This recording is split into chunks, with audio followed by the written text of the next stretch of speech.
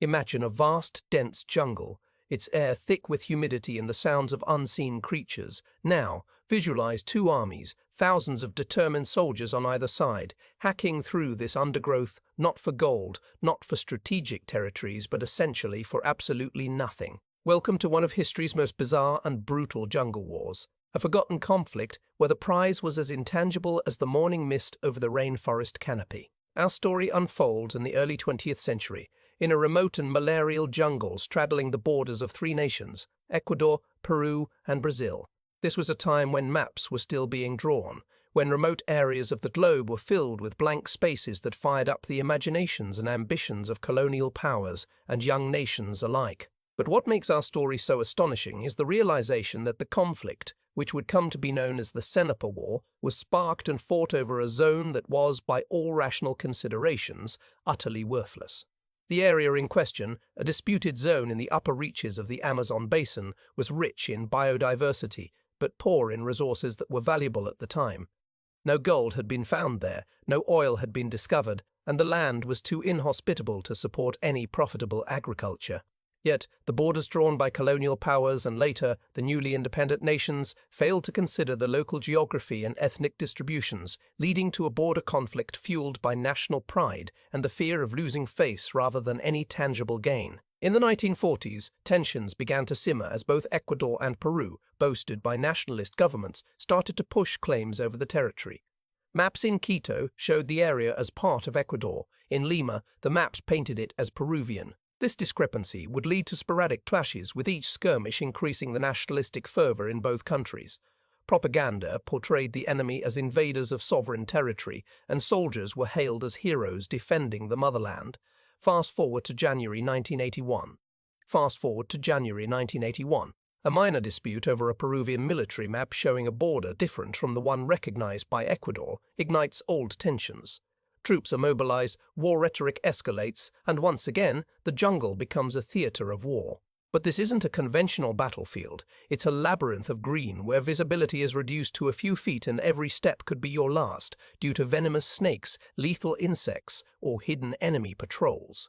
The soldiers weren't just fighting each other, they were battling the environment itself. The jungle, with its oppressive heat, torrential rains and dense foliage, proved to be a formidable foe.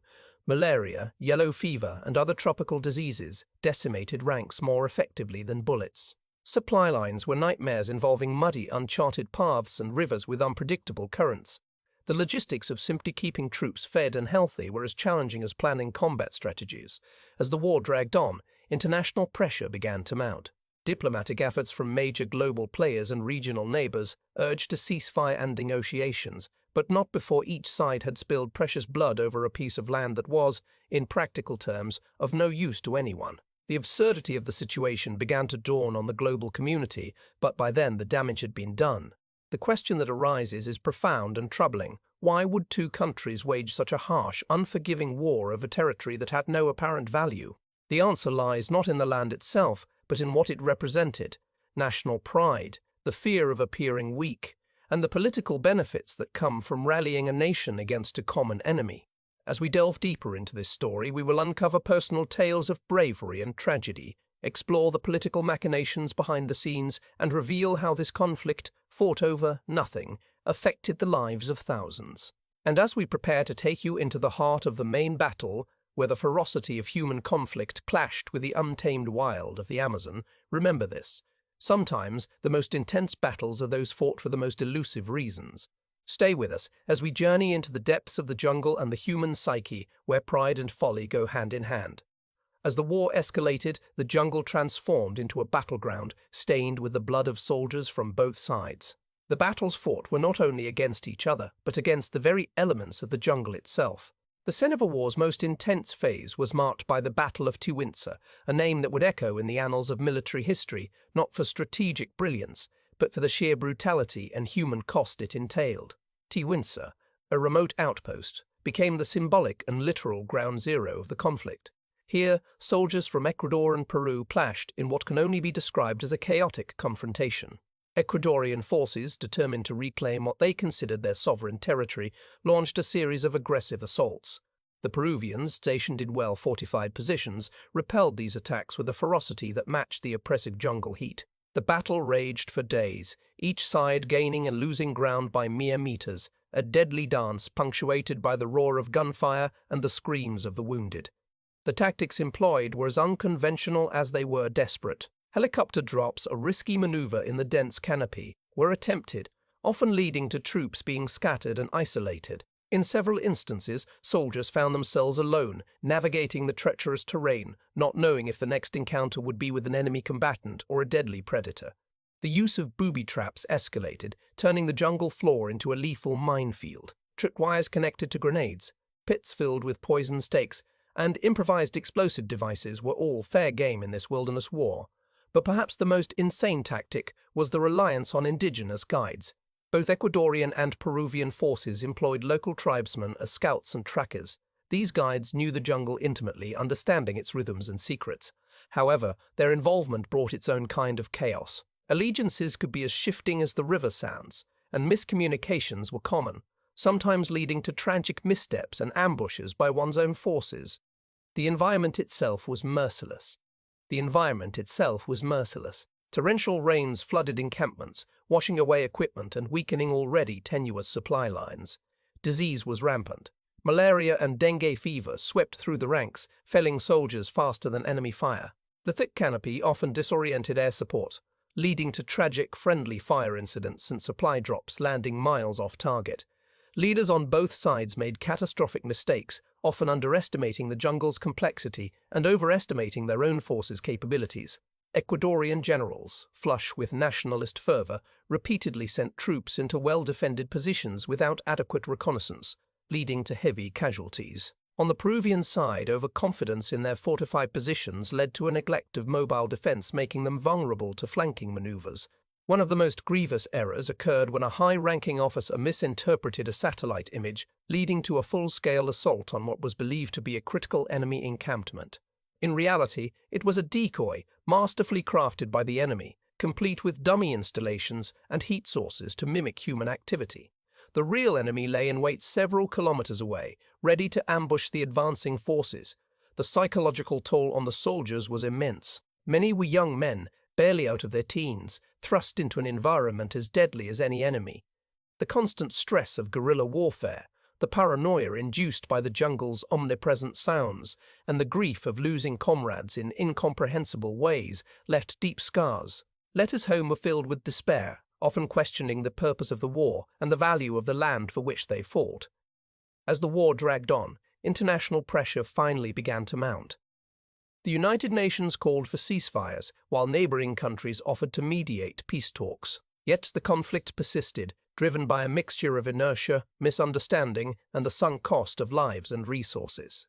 In the end, the cessation of hostilities came not because of a decisive military victory, but because of sheer exhaustion and the realization of the futility of the conflict. The Treaty of Brasilia, brokered with the help of Argentina, Brazil, Chile, and the United States, finally brought peace, but the borders barely changed, leaving many to wonder what the fighting had been for. The Cenepa War, fought over a stretch of jungle that few had heard of and even fewer had seen, left a legacy of unresolved grief and bitter irony. The war's lessons are stark reminders of the dangers of nationalist fervor, the unpredictability of jungle warfare, and the tragic futility of fighting over territories that bear no strategic or economic value.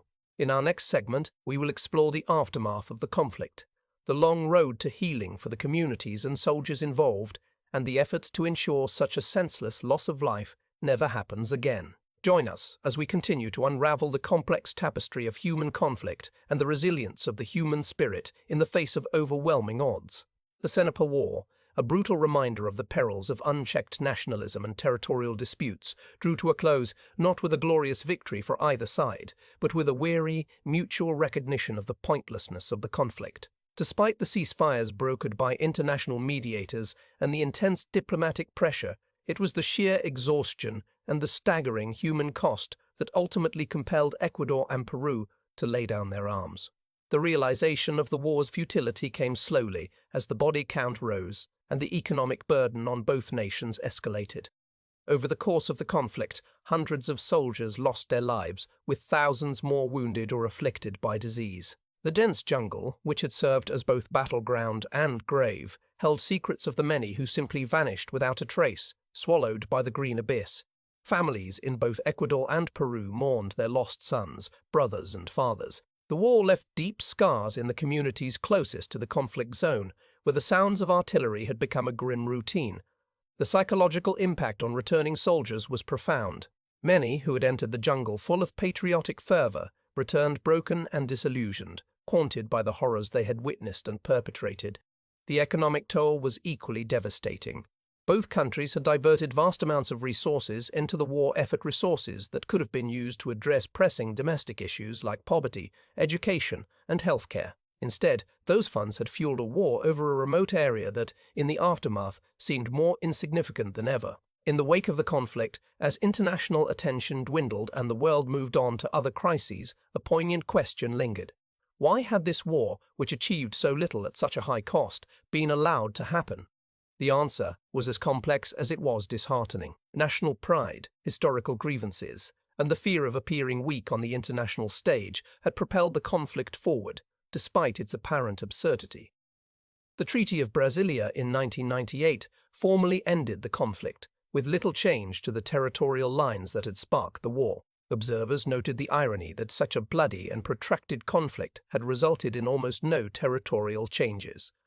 The treaty, while it brought peace, did little to resolve the underlying issues that had caused the war, leaving a sense of unfinished business between Ecuador and Peru. The post-war years were marked by a slow and painful process of reconciliation and rebuilding. Veterans of the war struggled to reintegrate into civilian life, many grappling with PTSD and other mental health issues. Communities along the border worked to rebuild trust, even as the memories of conflict lingered. In both countries, the war faded from public consciousness, becoming a footnote in history books, a conflict fought over a piece of jungle that few could locate on a map. Efforts to ensure that such a conflict never occurred again were hampered by the very nature of human memory and political cycles. New generations of leaders emerged, many unaware of the harsh lessons of the past or too young to remember the pain and futility of the war. The dense jungle, which had witnessed so much bloodshed, slowly reclaimed the abandoned outposts and swallowed evidence of the conflict, as if erasing the follies of men. Today, the Cenepa War is a distant memory, a stark reminder of the cost of war and the importance of diplomacy and dialogue over aggression. It serves as a cautionary tale of how easily resources and lives can be squandered over disputes that, in retrospect, seem trivial or unfounded. As we reflect on the human capacity for both conflict and compassion, the story of the Cenepa War challenges us to remember the past not as a distant relic, but as a living, breathing lesson in the importance of valuing peace over pride. For in the quiet aftermath of forgotten battles, the true cost of war lies not in the land gained or lost, but in the lives forever altered. In the haunting tranquility of the jungle, where the cries of the fallen once echoed, there now remains a somber silence. It is here, in the heart of darkness, that we find the most profound truths about humanity's quest for meaning and the elusive nature of peace.